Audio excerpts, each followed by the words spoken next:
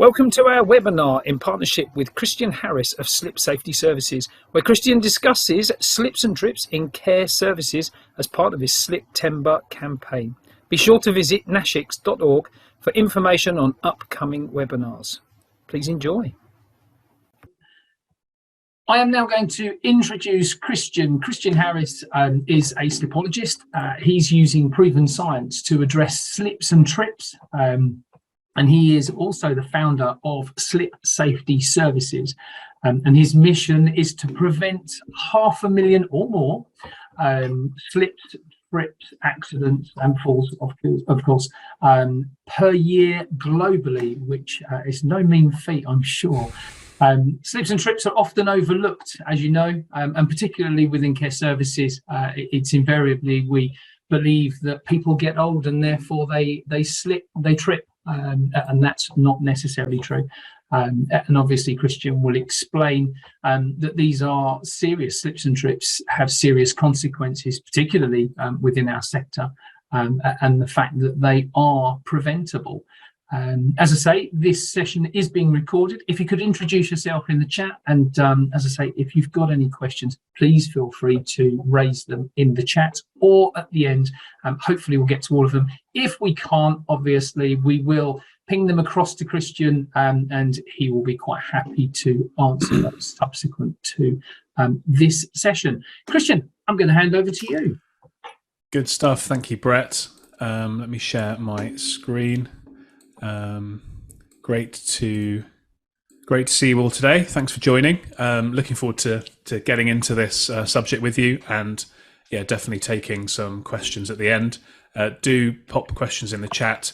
What I tend to find is that often when somebody has a question in mind, it does get covered by a later part of the presentation, but there's always good questions that I haven't covered because it's such a rich and deep topic. So just to set the scene a little bit, we're doing this in September because every September I run a campaign called Sliptember, and it's all about raising awareness of slip safety in this month with a nice play on words. Last year, actually, we were delighted to get runner-up in the Campaign of the Year category at the SHE Awards, so for Sliptember. So it's good to share some of the Sliptember love with you guys today. Now, I really focus on slips and falls for a couple of reasons. One is that we often bundle together slips, trips and falls, and actually slips and trips are dramatically different in terms of what you can do to mitigate the risk of trips. It's all very straightforward and pretty simple stuff. And the problem of bundling slips and trips together is that actually slips, as we'll hear, are not that straightforward and simple. And so I always try to split the two out. But to give a bit of background, these are some of the statistics regarding slips and falls in the UK. So we have several broken bones a day in the workplace. We have the biggest cause of admission to A&E, biggest cause of NHS bed days. We have over £1 billion of insurance claims. And we've also got criminal fines as well. So Tesco, for example, were fined almost £750,000 in early 2020 after a gentleman slipped and broke his hip in their store in Hemel Hempstead. But in spite of that, it is possible to stop slips, and we've got various examples, case studies of where people have done that in all sorts of sectors. So key idea is, it's a big problem, but it is possible to stop it.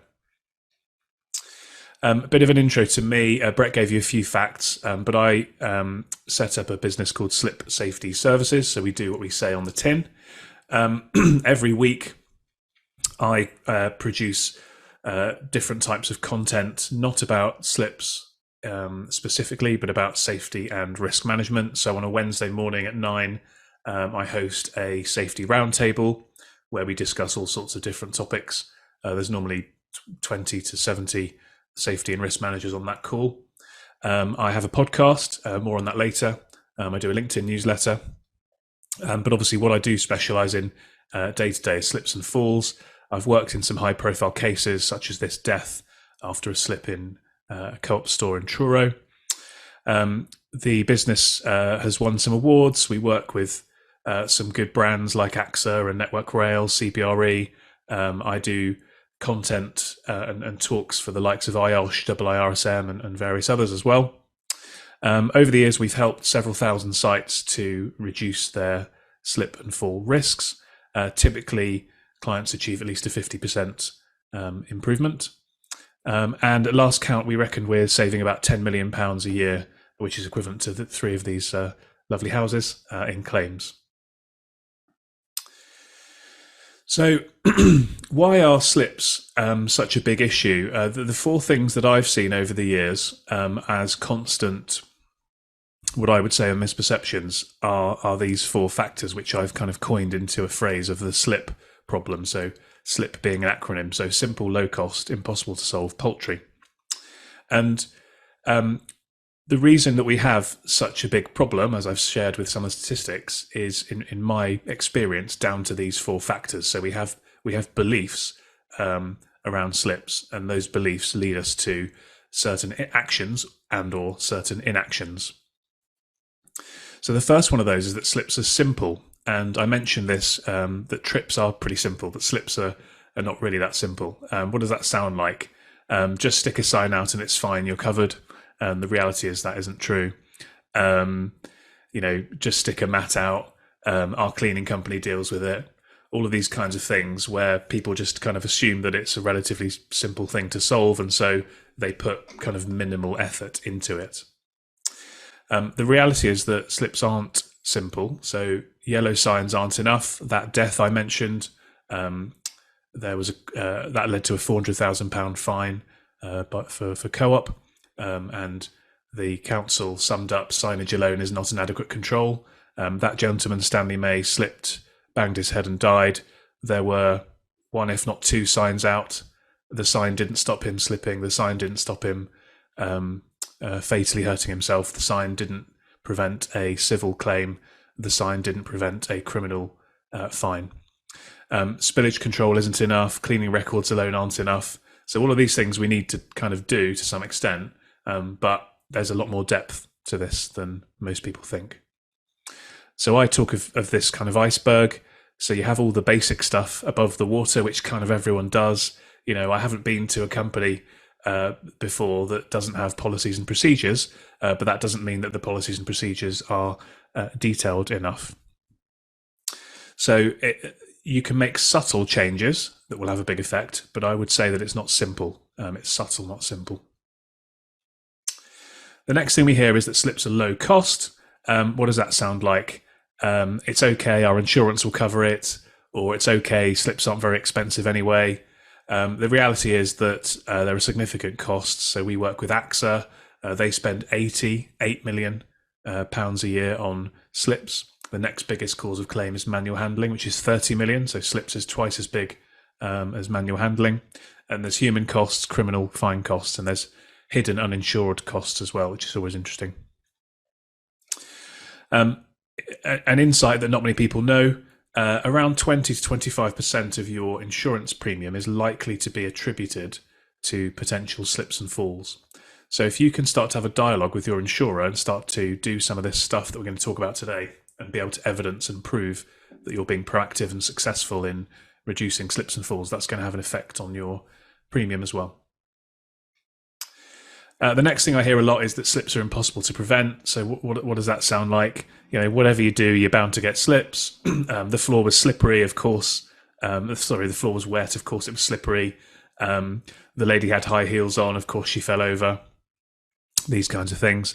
We've touched on this before, but we've seen massive reductions across all sectors and environments, from train stations to bathtubs to swimming pools to kitchens to shopping centres.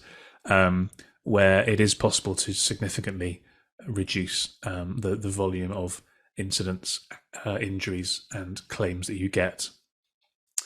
And the last thing we hear a lot is as a blocker, I suppose, an inhibitor to people doing more, is that slips are paltry. By that we mean insignificant. So loads of people slip, but very few people get hurt. We've talked already about the fact that actually it's the biggest cause of people going to A&E. Excuse me. Let me have a sip of my coffee. But there are also massive amounts of, people that suffer deaths, amputations, brain injuries, and various other very, very serious injuries as a result of slips. One of my best friends slipped over when she was about 7 months pregnant. She was in a playground with her son, who was 3 or 4 at the time, probably 3 actually. And she slipped 7 months pregnant with her second child. She shattered her ankle. She was in a wheelchair. She ended up having a horrendous time because she couldn't get her ankle fixed until after the birth. She had her daughter, and then about an hour later was knocked out and had her ankle reset, and then a massive period of recovery. This was 4 years ago. She still has a slightly swollen ankle. She still suffers with being able to walk long distances, and that's a an insignificant quote unquote slip that caused that. So I'm setting a lovely apocalyptic picture here of what a big problem this is. But the good news is, there are things we can do, and that's the bulk of what we're going to talk about today. So we've got that context of why we're in the position we're in, which is, that this continues to be a big problem, but the sunrise coming over the horizon is the good news, and let's move on to that now. So the truth of the matter is that slips are actually serious. They're scientific, but they are stoppable, and those are the 3 kind of key points that I try to get across in all of my kind of communications on this topic. And I'm going to give you now 4 things that you can think about, 4 principles, 4 actions that you can think about that will help you to better understand this topic and actually take some steps to reduce the risk. And they're all starting with T. So the first one is tune your chimes, and chimes is an acronym. And it stands for the 6 key reasons why people slip. So whenever I get called into a business over the last 10 plus years, and they're struggling with this, when we do the analysis and we look at these 6 areas, we always find that they're struggling on at least 3 of them, sometimes 4, sometimes 5. In other words, they might have policies and procedures, they might have some basics in place, but actually the basics aren't enough, and they're not going deep enough or broad enough into these areas. Conversely, when I go in and look at businesses where they're doing well, what do they have in common? They're going that bit deeper, they're going that bit broader, they're covering all of these bases. So these basically are the 6 reasons that people slip and the key principles to remember. So if you're going to remember something, remember the word chimes, and then you can always refer back and figure out what the acronym stands for. So these are the 6 things. So C is for contamination. What does that mean? So any floor that is clean and dry is not going to present a slip risk. When we say clean, you guys will be acutely aware of this, given what's happened in the world in the last 3 years. Just because a surface kind of looks clean, in inverted commas, doesn't necessarily mean it is clean. So when we say clean, we mean properly clean. And when we say dry, we mean dry. But as soon as you start to introduce liquid, dry contaminants, semi-solids, anything like that onto a floor, and by the way, that could be because it's deposited on the floor, or it could be it's dripped onto the floor, or it could be that it's on the bottom of someone's foot, for example, that is going to change the level of slip resistance, the level of slip safety. So to what extent can we control contamination? H is for heel. So this is all about footwear, and clearly in your settings, you're able to control the footwear that your staff are wearing, but your probably unable to control what visitors are wearing, and you're probably less able or possibly unable to control what residents are wearing. So some footwear is more slip resistant than others. Some footwear is going to promote better balance than others. Some footwear is going to perform well in certain environments, but not in others. But just to be aware that, for someone to slip, a heel has to be involved, a foot has to be involved, and that is a driver for why people might slip. I is individual, so this is all the human factors. So this could range from demographic stuff. So, the sad truth is, if you're an older lady, you're more likely to fall than a young gentleman because of balance and things like that. And also, the older you are, clearly, like many of your residents, I'm sure, the more susceptible you are to an injury if you fall. So, a 20-year-old might suffer exactly the same fall as an 80-year-old. The 20-year-old might just dust themselves off and feel a bit embarrassed. The 80-year-old might end up in hospital for 6 months. Individual also includes things like signage, but also training and understanding in terms of the delivery of control measures from your staff as well. M is maintenance. So this is all about three things. One is wear and tear of surfaces and floors. The second is cleaning, which is really important, cleaning and maintenance of floor surfaces. And the third is change of use. E is environment. So this is kind of mostly around the built environment. So think about steps and stairs, think about slopes and ramps, think about lighting, think about noise, and all these other factors that we can control to some extent around the built environment that may or may not promote somebody to be safer from a slip perspective. And then S is surface, so that's the floor. So think of walking down your local high street when it's tipping down with rain. We haven't had much of that recently, but that will start again soon. And you're walking on a paving slab. It doesn't matter how much rain there is. You can walk without slipping because of the type of floor it is. Think about going to a 5-star hotel where you have a polished marble floor, and imagine putting that floor onto the pavement and expecting people to walk down the road when it's pouring with rain. It wouldn't happen. So some floors are less slippery than others, but often we find that people make mistakes in choosing the floor surfaces. So that's a run through chimes. The key questions are which are controllable and when, and then ideally we want to be doing well on all 6. But if there are any that we can't control, so footwear, for example, for your residents, maybe you can't control that, in which case we should put greater emphasis on the rest, the areas that we can control. We can't control every single aspect of every single one of the chimes, so we need to be doing, finding the bits we can control and going above and beyond and doing the best possible work that we can to control the bits that are controllable. The next T is to treat your floors zonally, treat your buildings zonally. So for you guys in your settings, this would certainly ring true.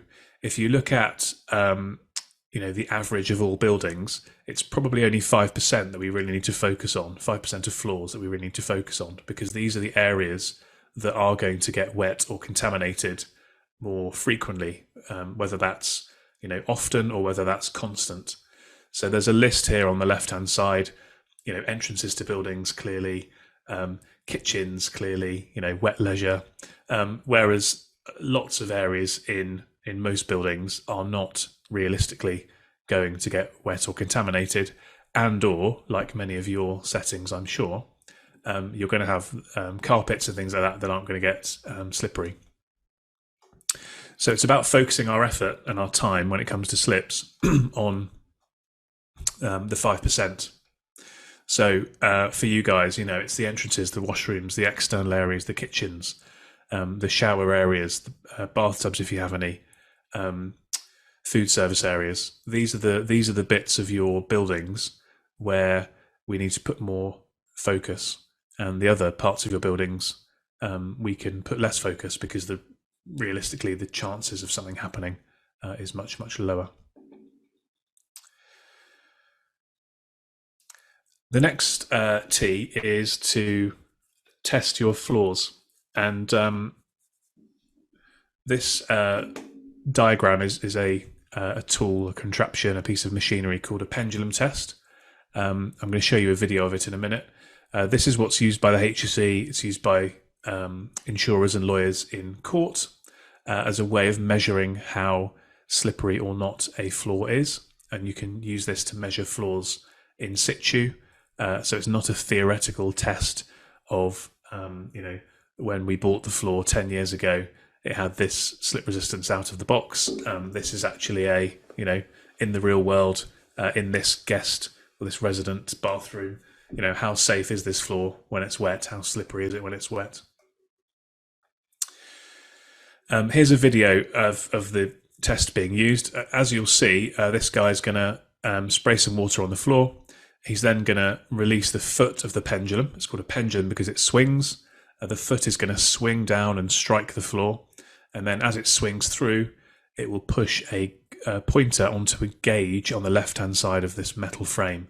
So you can see it says Wessex, and to the left of that, you can't make out the numbers, but I'll explain what the numbers mean in a minute. But there's a gauge there with numbers. And the numbers actually at the top start at 0, and then they increase as it goes down. As you watch this, what you'll see is that this is mimicking a heel striking the floor. So think about when you're walking, you're planting your foot at an angle onto the floor with a fair bit of weight into it. Most of the time there's grip, and therefore your heel has traction, and therefore the front of your foot comes down and you carry on. But when we slip, the heel comes down, it doesn't have traction, and it kind of skids away from us a bit, and that's why when we slip, we're typically falling backwards. So let's just watch the slip test, the pendulum slip test in action.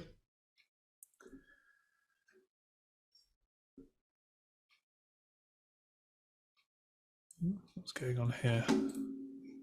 Play. There we go. So spray the floor, release the foot, swings through, pushes the pointer onto the gauge. I'll play that for you again. Sprays the floor, releases the foot, swings through, and goes onto the gauge. So by using this, we're introducing some science. We're not guessing, we're not assuming, we're testing, we're quantifying, we're measuring. So we actually know the facts of what's going on. The output of the pendulum test is a number, which is a pendulum test value. And there are 3 categories of risk. So if you score between 0 and 24, you have a high slip potential. If you score between 25 and 35, you have a moderate slip potential. And if you score 36 or above, you have a low slip potential. And as you'll see on this chart, the HSE has also correlated accident risk exposure to pendulum test value. So if we start here on the right-hand side, if you've got a pendulum test value of 36, then there's a 1 in a million risk exposure. Whereas if you're down on the left-hand side with a pendulum test value of 24, there's a 1 in 20 accident risk exposure. So that doesn't mean that for every 20 people that walk across that floor, one of them will slip, but it means that they're exposed to the risk of slipping. So it could be that we can all stop ourselves from slipping by addressing the fall. So in other words, we might feel as if we slip slightly. I've never slipped and fallen, but I've almost slipped loads of times in my local train station, for example, where you feel as if you almost slipped. We can stop ourselves. So it doesn't mean that we will have 5% of people falling, but if we're at 24 PTV, we are exposing 5% of people walking over that floor to a risk. Whereas if we've got a PTV of 36 on the floor, then we're only exposing 1 in a million. So the beauty of the testing is it tells you where you are and maps you where you are on this chart. And then obviously, if you are down towards that left-hand side, then you can start to take some steps to move yourself over to the right. Why is slip testing powerful? Well, firstly, as you've seen, you can see where you are and you can then take steps to improve. But on the back end of things, David Scott here is a lawyer. I interviewed him on my podcast, and he said if you have compliant slip test data, you should expect to defend that claim. The context for that was talking about a swimming pool, and he said even if someone slips, even if the floor was wet, even if they legitimately hurt themselves, if you can prove that you had taken positive proactive steps, if you can prove you have the compliant slip test data, then irrespective of the fact that the accident happened and the floor was wet, you should still expect to defend that claim. So it's very, very powerful evidence to both reduce risk but also to defend claims. And then the final T is to take the scorecard. So we've got this tool which many of you have done already, which is called the Slip Prevention Scorecard. And basically what you do here is you answer a series of questions. It's totally free. It takes about 3 or 4 minutes. You answer a series of questions and it gives you a score for each of those chimes categories. So then you can start to see, okay, I'm doing well here, but I've got room for improvement here, here, and here. And it starts to therefore give you a bit of a roadmap and a plan on what you can do to reduce the risk. So this was somebody here's scores. I've obviously anonymized the person. I'm not going to say who it was, but actually when I looked at the people that that are on the call that did the scorecard already, this was quite a fair reflection of the kinds of scores that we were seeing. So you can see here each of the chimes. You can see a little maxim there around why it's important, and then you can see kind of an idea of the scores. So what we typically see is something like this, where you normally have a couple of areas that are good, 1 or 2 areas that are perhaps in the orange, and then 1 or 2 in the red. So if you haven't taken the scorecard, I'd certainly encourage you to do that, and then you'll get a report which will give you your scores, and then you can start to see, right, well, these are the areas, you know. So if I'm this person, I'm not going to be spending much more time on maintenance or contamination. I'm going to be thinking, right, what can I do around individual? What can I do around heel? What can I do around surface? What can I do next around environment? So on that basis, then, just a few thoughts around chimes within a care setting. So let's we'll work through them in order. So contamination. This is all about understanding on your sort of harder floors, which is where slips are going to happen. What are the likely contaminants you're going to see? And then what can you do to try to prevent those contaminants being on floors, or control that contamination so that even though the floor might be contaminated a bit, for example, raining outside on the car park, it's still safe. So if we think about obviously externally, that's relatively straightforward in terms of what contaminants there are. When we start to get inside, we need to be thinking about things like in wet rooms, body fats, calcium buildup, any chemical residues, any other fluids that might be there, and obviously water. So there's quite a lot of different contaminants there. What can we do to prevent these from getting onto the floor? In many cases, not very much. What can we do to control how much of them there are so we can withstand? That's going to depend a bit on the surface and how we clean, but that's probably something we could do through an effective cleaning regime.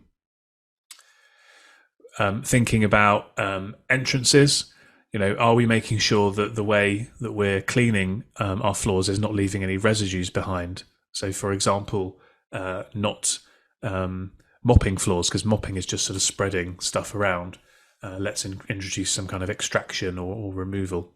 What can we do around things like matting so that we're preventing as much moisture as possible and dirt getting from the outside inside the building? Most buildings that I see have pretty low amount of matting, and they could do with much bigger amounts.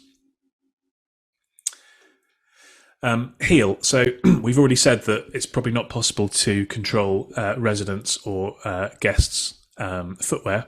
But what can we do from a staff perspective? We could think about safety footwear potentially, maybe not for all staff, but maybe for some staff. But what I'd say on this is we need to go, again, a little bit deeper than perhaps we might. What many people assume is that if we have a safety shoe and it's got some kind of textured sole, then it's slip resistant. The reality is that that isn't necessarily the case. Just because a floor is textured doesn't mean it's slip resistant. Just because the sole of a shoe is textured doesn't necessarily mean it's slip resistant either. So there are tests that you can do and standards that you could seek to meet.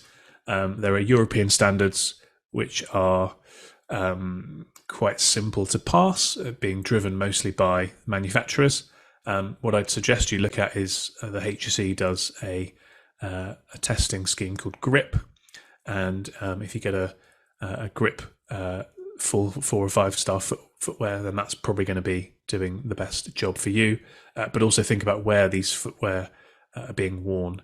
There's a difference between working in a kitchen and working in a car park.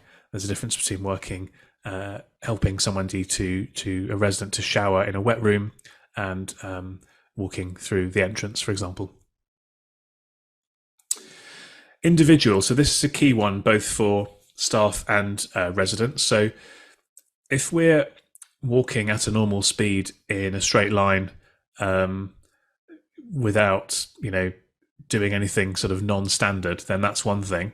As soon as we start to do things like push, pull, carry, twist, turn, move faster than normal, that heightens the level of risk. So clearly when your staff are moving around and they may be helping residents, their risk is heightened if they're helping a resident to walk, for example. If they're in the kitchen and they're twisting and turning, that's heightening their risk. So there's all sorts of things we can think about from a risk assessment based approach to see if there's any way of reducing or eliminating activities such as those, because those will have an impact on the likelihood of somebody to slip. From a maintenance perspective, as I sort of alluded to, you guys would have been, I'm sure, deeply in touch with cleaning from the perspective of COVID. If you know anything about food hygiene, then you'll understand, and interestingly, some people, even in spite of COVID, haven't still picked up on this, that there's a difference between cleaning and disinfecting. Cleaning is the removal of contamination from a surface. What we were seeing a lot of in COVID was people coming in and like fogging and doing things like that, which was basically just misting around a disinfectant and putting it on top of surfaces that weren't necessarily clean, and that meant that germs and bacteria, viruses could be harboured below the disinfectant within the contaminant. And when it comes to floors, we need to be thinking in a similar way. So we need to be ensuring that cleaning is actually cleaning. So not just spreading stuff around, not just adding layers of chemical deposits on top of the surface, but actually removing the deposits of contamination from the floor. So in your wet rooms, for example, are we scrubbing to agitate contaminants to loosen them from surfaces? Are we then extracting them either by rinsing them down the drain or by using a wet vacuum or something like that? What we don't want to be doing is just mopping and spreading stuff around. Environmental factors.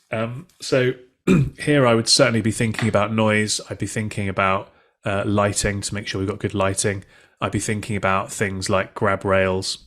I'd be thinking about areas where floors are changing types or changing from dry to wet and changing types at the same time, because those are introducing more risk. I'd be going around and looking at whether we have any steps and stairs, and are dimensions of those consistent. Most stair accidents are not slips. They are missteps due to inconsistent dimensions on on staircases. I'd be thinking about ramps. So again, in places like kitchens and for staff and wet rooms, often floors will have a fall in them, 1 degree or something, to enable liquids to go down to the drain. A slope is going to add to the level of risk. So if we've got a slope, there are legitimate reasons to have slopes and ramps. But if we've got them, we need to understand that we've got them, and therefore we need to take steps to mitigate the risk with that in mind. And then surface, I would certainly be looking at getting slip testing data for floors, particularly in those areas of buildings that are going to get wet or contaminated, to get that benchmark for where you are. A word of advice on slip testing: if you're in the unfortunate position of being in court and you've got a slip test that is not current, in other words, it's not from within the last 12 months of when this incident happened, that isn't really going to carry much weight, because the reality is you could have a perfectly well specified floor in a building that you built 5 or 6 years ago, but just because the floor was safe when it was built doesn't necessarily mean that it remains safe now, because it could change for all sorts of reasons, from wear and tear to change of use to cleaning. Changing of cleaning materials can have a big impact. Are we actually doing the cleaning that we say that we're doing can have an impact as well. So we would always recommend, and the insurers and the lawyers we work with always recommend, doing that as a kind of an annual exercise. So that's a big run through of the issues, some of the challenges, and some of the things you can do about it. Just quickly as we start wrapping up, why am I really interested, and why do I care about this? I'll tell you a quick story that happened to me. So cast your mind back 10 years to the summer of 2012, just before the Olympics in London, where I live. My girlfriend at the time, who's now my wife, I'm pleased to say, had a trip to this place called Columbia Road Flower Market, where we bought some flowers, and we had some wraps or something, I can't remember now. On the way home, we called into Sainsbury's in Islington. We parked up our car, and we were walking around the corner to go into the store, and I was standing pretty much where this guy in this photograph is, when a car sped around that corner, was going too fast, lost control, mounted the curb, and ran me over. So that was me later that afternoon in hospital, with a broken collarbone and a broken wrist and a broken ankle, because the car came from my left-hand side, and lots of other cuts and scrapes and bruises and so on and so forth. So very unlucky that it happened to me, but very lucky that it wasn't worse. But having experienced that, having lived through an accident that was both unexpected and wasn't my fault, I really do know how horrendous it is, both the impact on me, but also my family and friends. And so since then, I've been really dedicated to trying to help other people not to have to suffer an accident that gives them injuries like this. And if you look at the data, as I said at the start, slips and falls is the biggest area where we can have an impact. And as Brett said, my kind of vision is to try and have an impact of 500,000 people not suffering a slip and fall around the world. I can't do that on my own. I'm always looking for people to help move us forwards towards that goal. What would be the benefits to you? What's the opportunity for you guys to get on top of this and start to make an impact on slips? Well, look, straight away, you'll have a benefit, because you'll be able to make a demonstrable, a clear, a quantifiable impact to reduce risk. So you'll be able to see a reduction in risk and a reduction in incidents straight away. In the longer term, there are all sorts of other benefits. You can have fewer injuries. You can give yourself more time and space. You can give yourself the ability to be focused on other areas of risk, be a bit more strategic rather than filling in forms and dealing with accidents. and of course, lower costs as well. In terms of what I'd suggest you do, if this resonates with you and has landed with you, I'd certainly recommend doing the scorecard. Start that journey, figure out where you are on Chimes, and then let's hop on a Zoom call. Happy to do that on a one-to-one basis. There's no cost to doing any of this stuff, and we can have a chat. I can understand a bit more about your particular business and what you do, and see if there's anything that we could offer in terms of advice. The other thing I'd love you to do is to think about Sliptember. Is there any way that you could help us to support this initiative and raise awareness about slip safety throughout the rest of this month? So bringing this to a close then, and we're bang on time. Brett will be pleased to hear. I guess what I'd say is if you thought this was about slip testing and anti-slip treatments and all that other stuff, you've kind of missed the point. So what I am known for, I suppose, is bringing a fresh scientific approach to an age-old problem. So just try to bear that in mind. We're trying to do this a different way. We're trying to introduce some science. We want stuff that actually works, and we want to overcome some of these misperceptions that people hold. And what's the outcome of that really? What's it all about for me? What I really want to get out of what I do day to day, yes, it's to reduce the risk and have fewer accidents, but actually it's about giving our clients, giving people that we do talks for confidence and certainty. So confidence that they now know what they're doing, and certainty that their risks are under control. So that to me is what it's all about. So I'm happy to take some questions. I can see there's been a couple of questions in the chat. And the last thing I'll say is I mentioned that I do a podcast. It comes out every Saturday. It's called the Safety and Risk Success Podcast. We have all sorts of guests from all sorts of different sectors and backgrounds. But Brett is going to be on the podcast in a few weeks. We're going to be recording, I think, later this week. So look out for that, and I'm sure that will be spread around in the on the website and on the social media and all that good stuff. So thanks very much for listening. I hope that's been useful. Hope I haven't spoken too fast, or I realise there's a lot of information there, but trying to make it clear. Remember your chimes. Remember those 4 T's. You can always refer back and do take the scorecard. Give yourself a benchmark. Give yourself an understanding of where you are now and where you can improve, and then we can always have a follow-up conversation directly. Excellent. Thank you, Christian. Anybody got any questions? If anybody has any questions, they're welcome to unmute themselves and ask the question, or if they would like to put it in the chat very quickly. I do have a couple of questions, but I'll give opportunity for other people to ask any questions if they have any. Okay. Feel free, if you do have any questions, as I'm going through these questions, just to jump on, as I say, unmute yourself and ask away.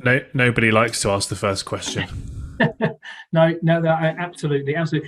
Christian, just a couple of things that came up.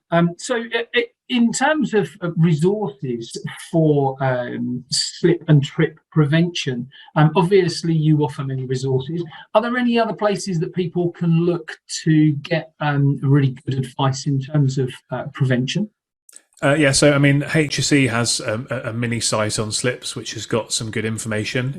It'll take you a bit of time to find it, because it's kind of, typical HSE style. It's very wordy and stuff, but that's certainly good.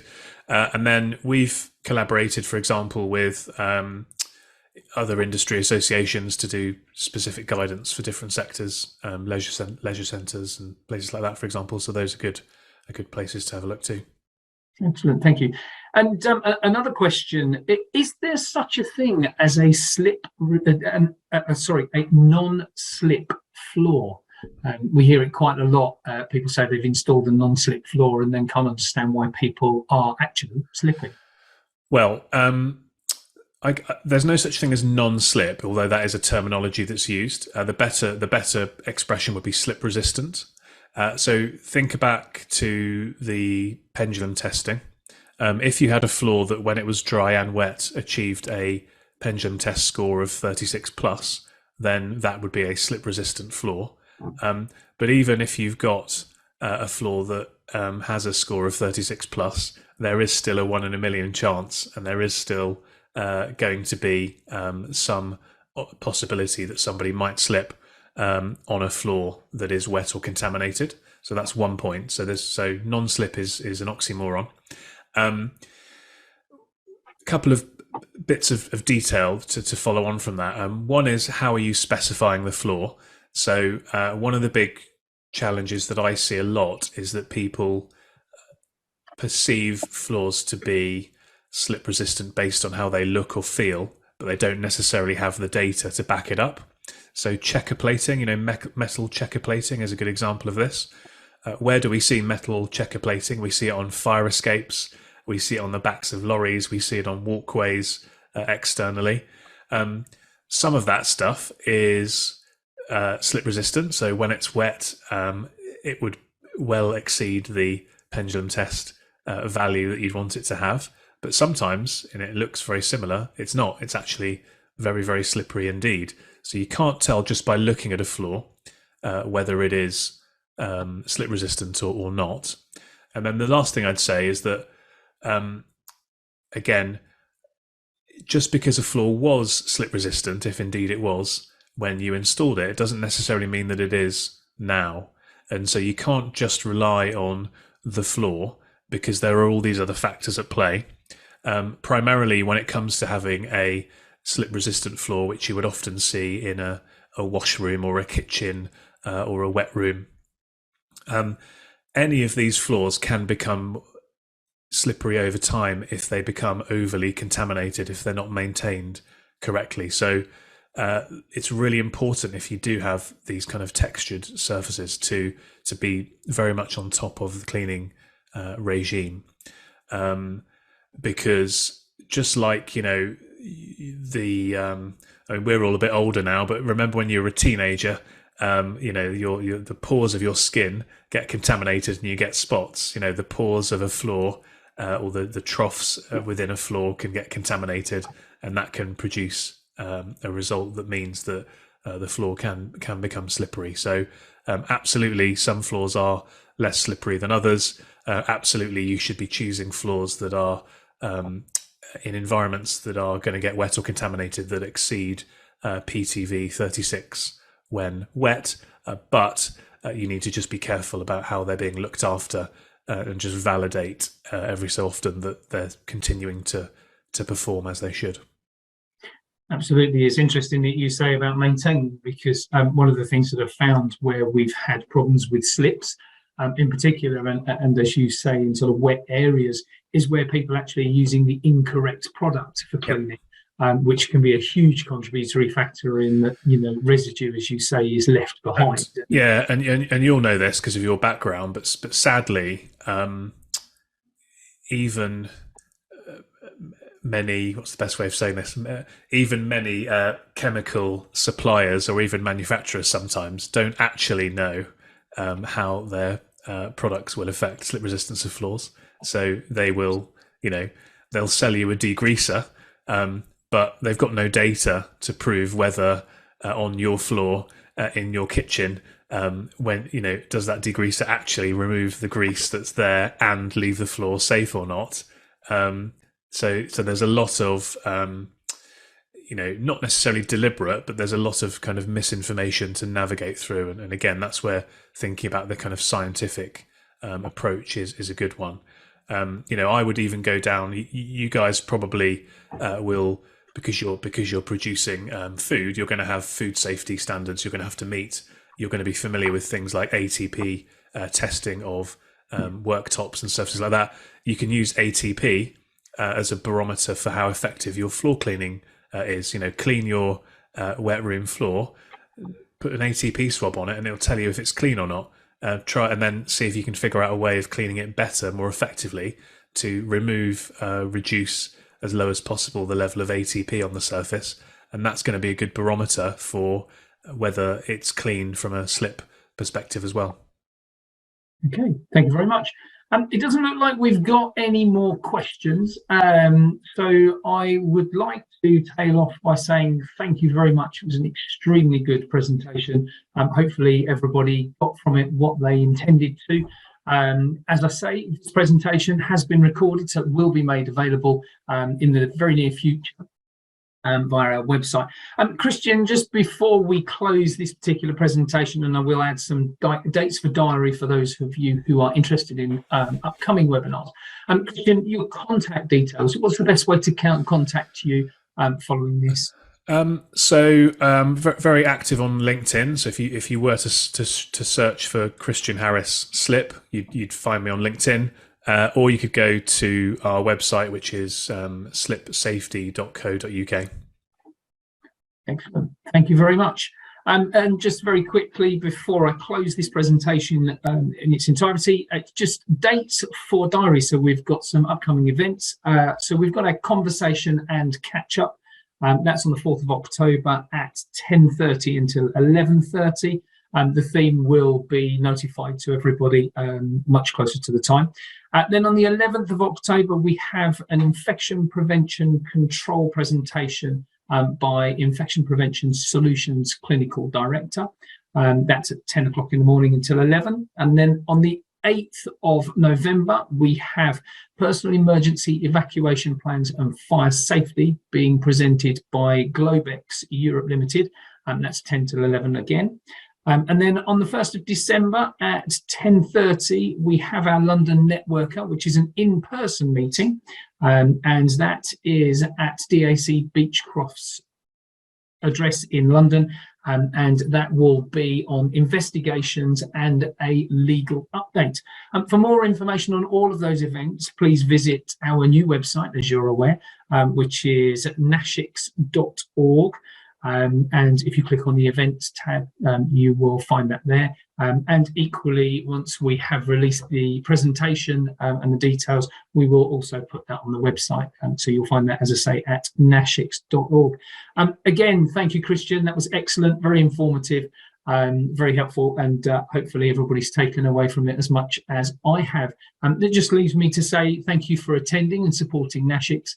And if you're journeying, which not many people are from Zoom, have a safe journey and enjoy the rest of your day and stay safe. Thank you very much.